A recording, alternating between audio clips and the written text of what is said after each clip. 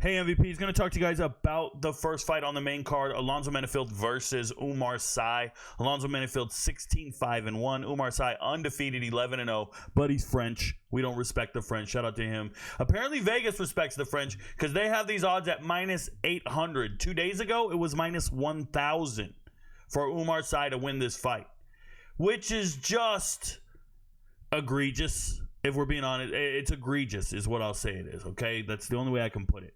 But let's go talk about Alonzo Menifield first. Shout out to Alonzo Menifield. Been in the UFC for a very long time. Nickname Atomic. Fights out of Fortis MMA, the biggest gym in the world. Got the most fighters over there. It's a big gym in Texas. And he's 37 years old, so he's aging. Okay, last time we saw him in the cage, he won by split decision against an undefeated fighter in Julius Walker. Now, it should not have been a split decision because I don't know what 2 rounds Julius Walker won. One of the cards was 30-27, 29-28 for Menifield, and then a crazy one, I bet it was Sal D'Amato, but it was 29-28 the other way. So go figure. But the thing about this fight in particular is that first round came out, and the chances, Alonzo Menifield in this particular fight was a minus 250 favorite. And the chances of him knocking people out is very real in the first round. After that, though, there's really no skill set to Alonzo Menifield. If he doesn't have the knockout, he's not throwing combos. It's a one-punch jab or cross or hook, and then just kind of move around and do that again. It's a lumbering thing. It's not a very skillful, aesthetically pleasing thing to see, and that's why a judge might give the round to the other guy, because you look exhausted, and if you look exhausted, you look like you're not winning the fight, right? Optics matter. Now, Julius Walker wasn't good enough. He's a former basketball player. Wasn't good enough to implement his game plan or his will.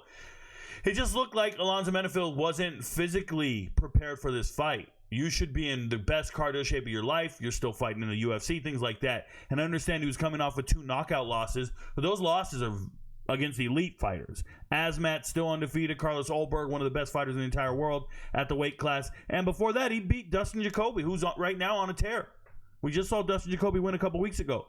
And so this guy, Alonzo Menifield, has the capability to be very, very dynamic in striking. And his takedown defense is legit. He's just very strong for the weight class. It's hard to take down this guy. You're not going to find another 205-pound fighter stronger than Alonzo Menifield. Just, you're not. I bet they go to the weight room. This guy lifts everything. I'm sure of it, right? Shout out to Alonzo Menifield. Now he's fighting Oumar Sy. Oumar Sy is an undefeated Frenchman who's huge for the division. He's 6'4", 205, and he's crafty, but his real skill set when you watch him is grappling. It really is. It's grappling. So some of the things I'll say about him is his last fight against Dawon Jung, he looked terrible to me. He didn't look explosive. He didn't look dynamic. He looked slow. His strikes were slow. Everything about him was just like in slow motion. I was not impressed with that fight. I wasn't. And he won it by unanimous decision. But that's a fighter that he should have been finishing. And then in the contender series, he wins by, or not contender series, but his debut, he wins by submission. But Tuco Tokos he should not be fighting at 205. He's a 185-pound. Like he doesn't belong up here. So it's not that impressive. And then other than that, who's he beat? Regional scene guys. So what this really comes down to is there's an undefeated regional scene fighter, and they just assume he's coming to the UFC. He's gonna get a submission, is what they think. Like if you go to Vegas and you look and you go in here and you open it up, they got it at submission as the #1 method for Oumar Sy to win by. And there's people on the internet, I just said this before I started this video, there's guys on the internet making YouTube videos, and they're picking fights. And these guys just say random shit every week, and no one holds them accountable for their results. They can't do what I do. You can't put your results in 4K and keep a running total of them and have to stand by your results and show your face next to them. Yeah, you can't do that. Not those guys, because they just say random shit. And the dude was like, yo, he's winning by this, he's winning by this. So those guys who are predicting a submission, that's never happened. It's never happened. Alonzo Menifield is 37 years old, and he's never been submitted. And he's fought good fighters. He's been fighting in the UFC. He fought Paul Craig. He's fought great fighters in the UFC forever. Like the whole page is full of UFC level fights. And he's fighting a guy who doesn't, and he hasn't fought anybody UFC caliber. These are regional fighters. They're weeding through each other. So I don't know how we get to this minus 1,800. Like, that just sounds Crazy to me. It's dumb. Do I think Oumar Sy is going to win this fight? I think he's sure he's going to win. How's he going to win? Well, he ain't knocking anybody out. It's too slow. It's not dynamic enough. Menifield's got a durable chin. Menifield doesn't get slept like that. Menifield's been knocked out twice back to back. Yeah. 2 of the best fighters on planet Earth. 2 undefeated fighters on planet Earth. That's not real. So then we're looking at Oumar Sy. He couldn't knock out Du Wan Jung. And he couldn't submit him either. So what are we talking about? Oh, Rico, I'm on not go the distance. I'm on, okay, man. I'm on sub. Dude, Alonzo Menifield's never been sub. There's a big 0 over there. What? Where do you live, bro? And these odds are just dumb. Like, you can't go there. I could never knowingly tell you, oh, it's now minus 700. You know why? Because people are going over here. Heavy. This thing's going to be minus 500 by fight time.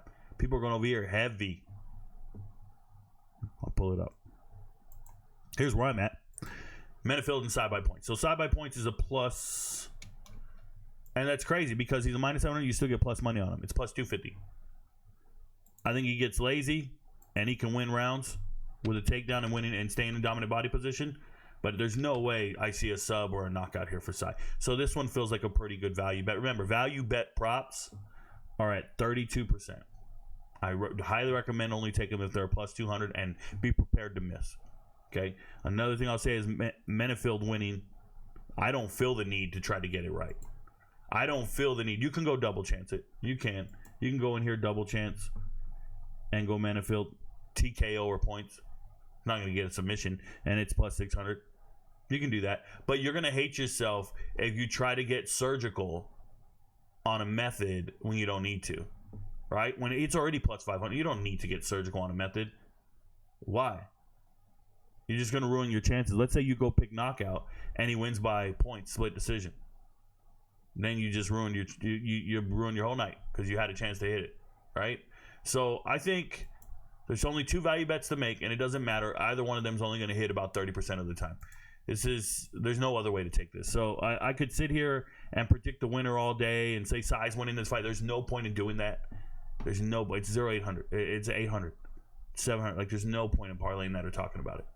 So just do the right thing, do the responsible thing. You can avoid it, you can wait, do whatever. But that's where I'm at. I'm on Menifield money line, side point points. Your friends don't know, but Rico knows.